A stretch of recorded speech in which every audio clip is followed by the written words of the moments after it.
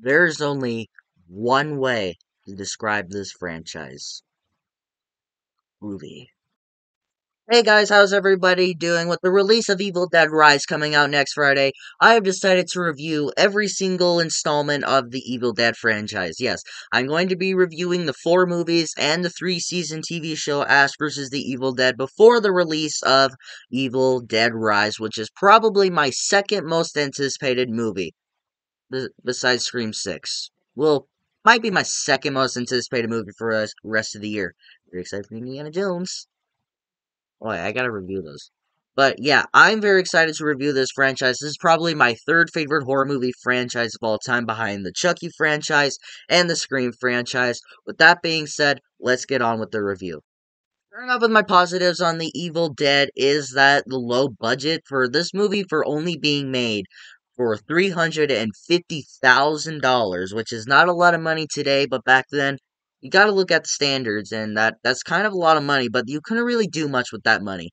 But with the low budget that this movie had, I feel that this movie ages very well. Now there are scenes with the makeup on the Deadites, which I do appreciate, just going practical.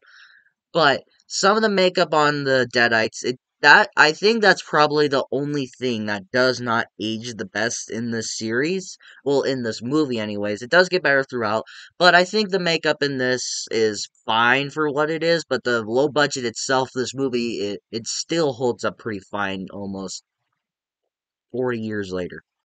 It's like the story of this movie, where you just get these generic kids just going into the cabin in the woods, where they're just having fun, just being regular old young adults, and they're just hanging out. And all of a sudden, they find this Book of the Dead and this Kandarian dagger, but then they don't know what it is when they start playing this tape, where it slowly starts reading the words in the book to summon the Deadites.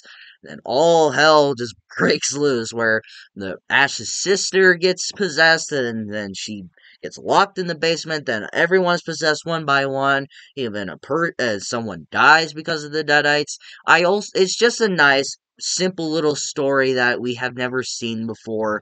Well, at the time, and I'm pretty sure.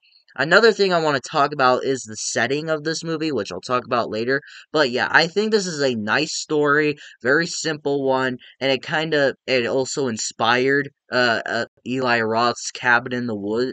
Cabin in the Woods. What? Cabin Fever. I'm sorry. Cabin Fever, directed by Eli Roth. He took inspiration of the story from The Evil Dead and kind of brought it into his movie. Which it's just a nice, simple story that we have never really seen before. Like I said, I want to talk about the setting of this movie, where you get this Cabin in the Woods horror movie. Now, if I'm not mistaken, this movie did come out after Friday 13th. This movie kind of influenced more Cabin in the Woods type horror movies, monster movies. Like, you get Cabin in the Woods, the same cabin that was used in this movie was used in Cabin in the Woods, and like I said, the setting of this movie inspired Eli Roth's Cabin Fever. I keep wanting to say Cabin in the Woods. Why do I keep wanting to say that? I haven't even watched that movie before. Now I'm about to get yelled at for not watching Cabin in the Woods before. Damn it. But either ways, I do like the setting. Like I said, it's just a generic thing where the kids just go out in the cabin in the woods. It's it's kind of a scary setting too, where all of this stuff is happening, but that no one can hear them screaming. No one can really help them. No one knows that they're really out there. That's why I feel it's scary. If you're in the cabin in the woods, that is kind of scary, because like all the stuff that's happening, people dying, screaming, shooting shotguns, and starting chainsaws. No one can hear you because you're out in the middle of fucking nowhere. And if you're watching this, I'm sorry. Talk about the things that really start this whole mess and this whole franchise. The Deadites. These guys are creepy as fuck.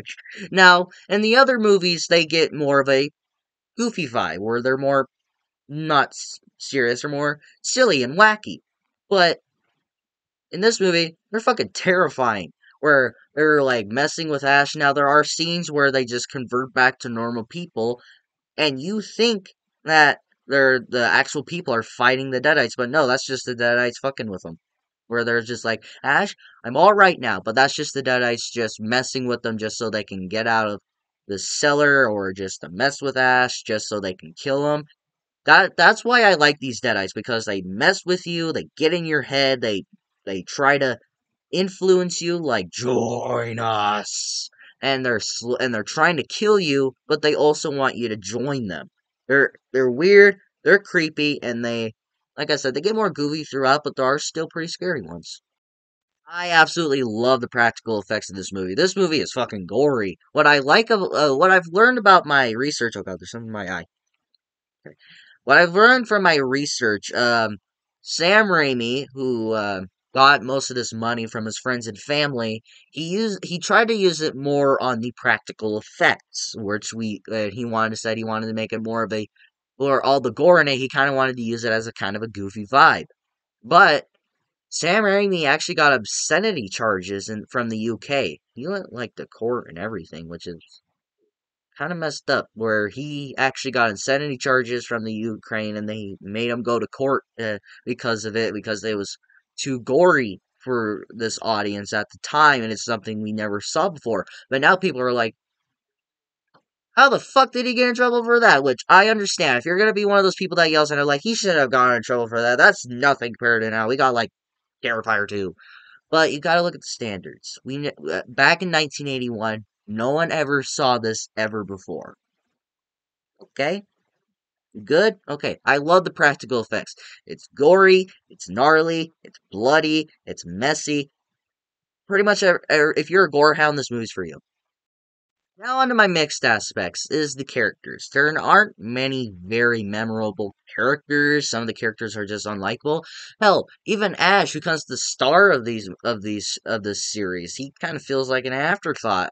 Well, again, I can understand this movie has a low budget, but can you make the characters more memorable and likable? They do mention Ash's sister in the TV series, but she also just kind of feels like an afterthought in that. Ash feels like an afterthought in this movie, but Bruce Campbell does pretty good. And I also kind of like Ash, how he's more of like a kind and nice person in this, but then he comes like this kind of douchey asshole in the rest of the series. But I don't mind the characters. What really saves it is Ash. I hated the Scotty character, because there's even a point where after his girlfriend dies, he doesn't seem to care, and when they're wanting to leave, he's just like, well, and Ash is like, well, I can't just leave my girlfriend here. It's like, oh, well, you take care of her. I'm getting out of here. I don't care if she dies or not. I'm like, dude, this guy's a gigantic asshole.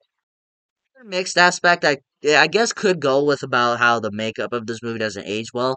I think the stop motion animation in this movie is a bit silly, where there's a part where the book is kind of coming to life when the deadites are slowly dying, like when they're deforming. That kind of doesn't look good either. Like the book is slowly kind of melting, like a tongue comes out and kind of licks its eye a little bit. That doesn't age well, but I feel that it's pretty creative. Like I said, you're gonna this is kind of a repeat. This is me kind of repeating, where for the low budget it had, it's okay. All in all, guys, I have no negatives with this movie. I feel that this is a awesome film. One of very many horror movies that ages very well. This was Sam Raimi's first directed movie, who became probably one of the most iconic directors of all time, who directed the original Spider-Man trilogy, and this awesome franchise started with this movie, and there's a lot of fans of this franchise because of him and this one movie. So this is a movie I absolutely recommend that you watch and go out and buy it. What do you guys think of the original Evil Dead? Do you like this movie? Do you hate this movie? Is this one of your favorites? Or do you just don't know what this movie is? Let me know in the comments below, and we will talk about it. If you like this video, like it. If you loved it, subscribe and hit the bell notification so you will get notified for my latest videos. And please look out for the rest of this review series coming in for the next week, this whole week and next week. But until my next video, take care.